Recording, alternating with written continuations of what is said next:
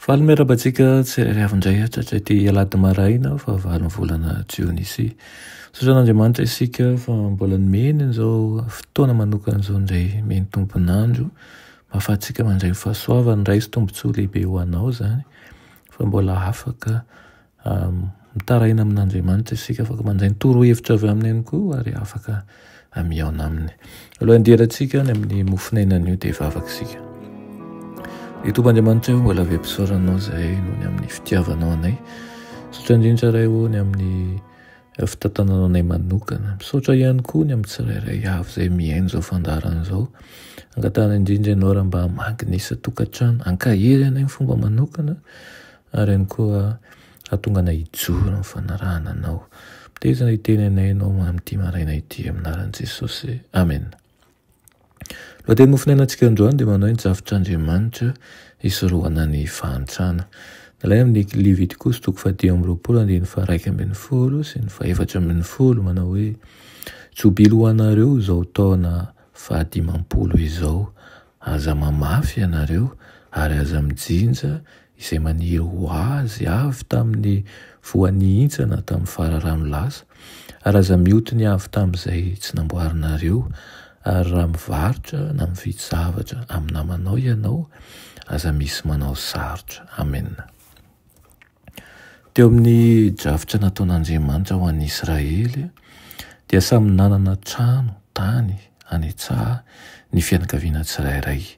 Miaraka amin'ny tany ampy ambolena zany, samy voahomana tamin'izany fomba izany izay ilaina sy izay ampaharisika ny olona hanana fiainana mahasoa sy mazoto ary mahavita tena.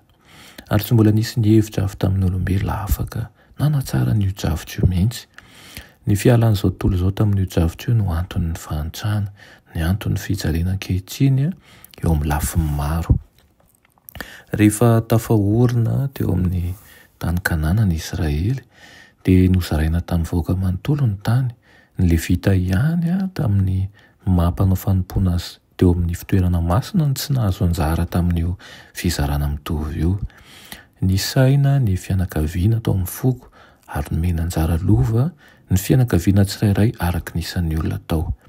Ary na dia azon'ny olona anankiray nampiasana tamin'izay nitiavany azy ny fananany tamin'ny fotoana voafetra dia tsy azo ny atakalo zavatra amin'ny fomba maharitra ny lovanjanany. Rehefa afaka nanavitra ny taniny izy dia nahazo nanao an'izay malalaka tiany natao na tamin'ny fotoana inona io na tamin'ny fotoana inona. Nofoanana ny trosa isaky ny 7 taona ary tamin'ny taona 50 na taon-jobily dia niverina tamin'ny tena tompony ny tany rehefa nahofa. Ary ny tany ozy izy tsy atao varomaty satria hay ny tany, vavahiny sy mpivahiny amiko ianareo, izany ny torohevitra nomeny Tompo.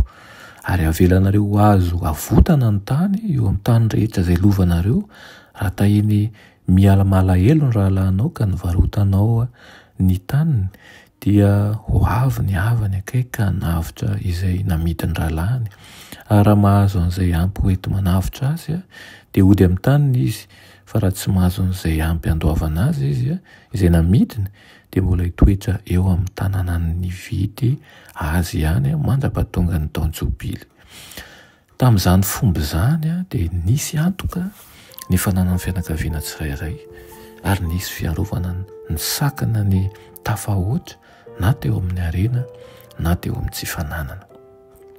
Hitantsika amin'izany fa ny drafitra sy ny rafitra apetrakan'Andriamanitra dia rafitra milamina, mitondra filaminana, mitondra fitsinjovana na ho an'ny taranaka afara na ny taranaka ankehitriny. Indrisy anefa fa mirona ny fitiavan'ny tena izao tontolo izao.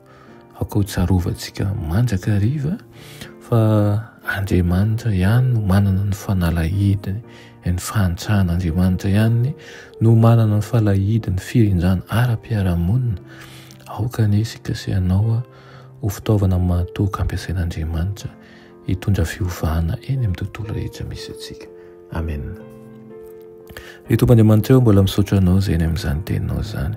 Mangataka aminao izay Tompo ny mba hiasanao mandrakariva ho amboary amin'ny fomba manokana ary ampiasao mba ho fitaovana mahomby amin'ny fanatanterahana ny sitraponao. Aminaran'i Jesosy, amen.